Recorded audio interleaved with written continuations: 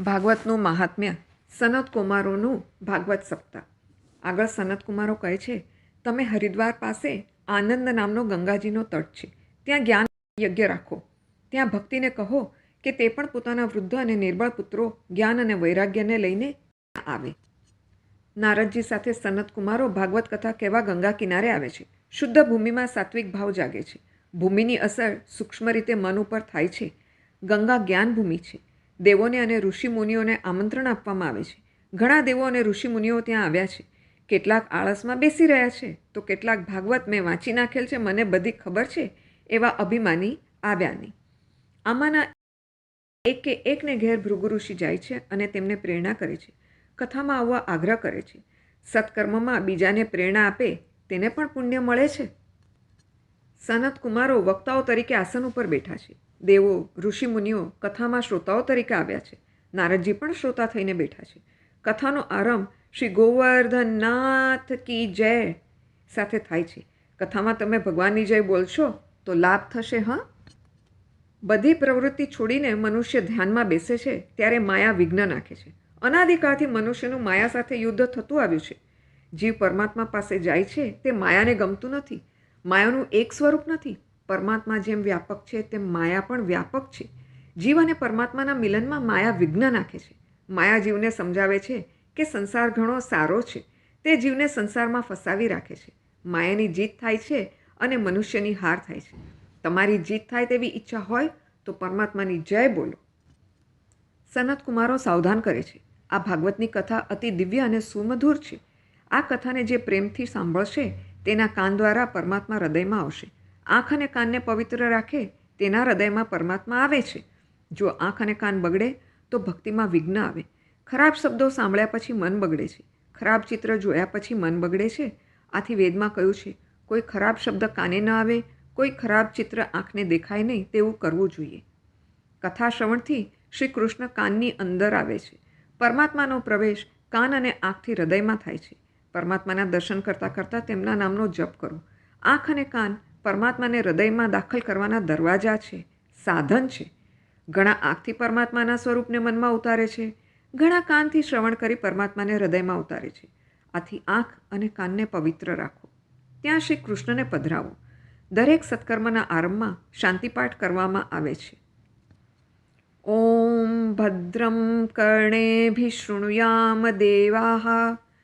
કાન વડે અમે ભદ્ર કલ્યાણમય વચનો સાંભળીએ. આથી ગૌર મહારાજ સત્કાર્યના આરંભ વખતે આંખે અને કાને જળ અડાડવાનું કહે છે. ઇન્દ્રિયોને શુદ્ધ કરો અને શુદ્ધ રાખો. શુદ્ધ ઇન્દ્રિયોમાં જ પરમાત્માનો પ્રકાશ થાય છે. કાળ બગડ્યો નથી, પણ કાળજું બગડ્યું છે. સનત કુમારો કહે છે, ભાગવત ગ્રંથમાં 12 સ્કંદ છે, 18,000 શ્લોક છે. 18 એ પરિપૂર્ણ સંખ્યા છે. 1 અને 8ને ઉમેરીએ તો 9 થાય છે. શ્રી રામ પરિપૂર્ણ છે. 9મીએ પ્રગટ્યા હતા. શ્રી કૃષ્ણ 9મીએ ગોકુળ પધાર્યા હતા અને નંદ મહોત્સવ થયો હતો. નંદ મહોત્સવના પણ 18 શ્લોક છે. ગીતાના 18 અધ્યાય છે. સ્થિત પ્રજ્ઞ માણસના 18 લક્ષણો છે. કલિયુગના જીવોને કાળરૂપ સર્પના મુખમાંથી છોડાવવાના હેતુથી ભાગવત કથા કહેવામાં આવે છે. સ્વર્ગના અમૃત અને ભાગવતના કથારૂપી અમૃતનો ફરક તો આપણે આગળ જોઈએ જ ગયા છીએ કે સ્વર્ગના અમૃતથી પુણ્યનો ક્ષય થાય છે, પણ પાપનો ક્ષય થતો નથી. જ્યારે કથાના અમૃતથી પાપનો ક્ષય થાય છે. ભોગ વાસનાનો વિનાશ થાય છે. તેથી સ્વર્ગના અમૃત કરતાં કથાનું અમૃત શ્રેષ્ઠ છે. અને તેથી જ પરીક્ષિતે કથાનું અમૃત પીધું. 7 દિવસમાં જ્ઞાન વૈરાગ્યને જાગૃત કરી ભક્તિરસ ઉત્પન્ન કરનારી આ કથા છે. આપણામાં જ્ઞાન અને વૈરાગ્ય તો છે જ, પણ સૂતેલા છે. તેને જાગૃત કરવાના છે. ભાગવત સિવાય બીજો કોઈ ગ્રંથ નથી જે 7 દિવસમાં મુક્તિ અપાવી શકે. ભાગવતમાં વ્યવહારનો બોધ આપ્યો છે. ફક્ત જ્ઞાન અને ભક્તિ ચર્ચવામાં આવી છે એવું નથી. વ્યવહારનો પણ બોધ ભાગવતમાં આપ્યો છે. સમાજ ધર્મ, સ્ત્રી ધર્મ, પુરુષ ધર્મ, આપદ ધર્મ, રાજનીતિ વગેરે સમજાવ્યા છે. પિતા, માતા, ભાઈ કેવા હોવા જોઈએ એ બતાવ્યું છે. કેવી રીતે ખાવું, કેવી રીતે રહેવું એ પણ બતાવ્યું છે. વ્યાસજીએ ભાગવતમાં કંઈ છોડ્યું નથી. વ્યાસજીને ભાગવત અને મહાભારત વિશે એવું સાત્વિક અભિમાન છે, મારા આ ગ્રંથોમાં નથી તે સંસારના બીજા કોઈ ગ્રંથમાં નથી. હવે મારે કંઈ બોલવું નથી, કંઈ લખવું નથી. પરમાત્માએ મને જે આપ્યું તે મેં સમાજ સેવામાં અર્પણ કર્યું છે. ભાગવત એ માખણ છે, બીજા શાસ્ત્રો દૂધ જઈ જેવા છે. ભાગવત ભલે સર્વ વેદોનો સાર છે. ભલે ભાગવત વેદોમાંથી જ નીકળ્યા છે, પણ ભાગવતમાં વેદાંત કરતાં વધારે દિવ્ય શક્તિ છે, જેમ ઘીમાં દૂધ કરતાં વધારે શક્તિ છે. ઉપનિષદની ભાષા ભારેખમ છે. વ્યાસજીએ ભાગવતમાં વેદાંતના સિદ્ધાંતો જ આપ્યા છે, પણ કઠિન સિદ્ધાંતો દ્રષ્ટાંતો દ્વારા સરળ અને રોચક બનાવીને ભાગવતની રચના કરી છે. જે શક્તિ પરમાત્મામાં છે તે જ શક્તિ ભાગવતમાં છે. મહાપુરુષો કહે છે કે પરમાત્મા કરતાં પણ ભાગવતમાં વધારે શક્તિ છે. કેટલાક પુરુષો એવા હોય કે જે પરમાત્માના દર્શન કરે તો પણ તેમનું જીવન સુધરતું નથી. દુર્યોધને શ્રી કૃષ્ણના દર્શન કર્યા હતા. દુર્યોધનને શ્રી કૃષ્ણે સમજાવ્યો હતો, છતાં તે સુધર્યો નથી. તેણે પરમાત્માનું માન્યું નથી. કેટલાક દુર્યોધન જેવા પાપી જીવો પરમાત્માના દર્શન કરવા છતાં પણ સુધર્યા નથી. પણ એ જો ભાગવતની કથા શ્રવણ કરે તો તેમનું જીવન અવશ્ય સુધરે.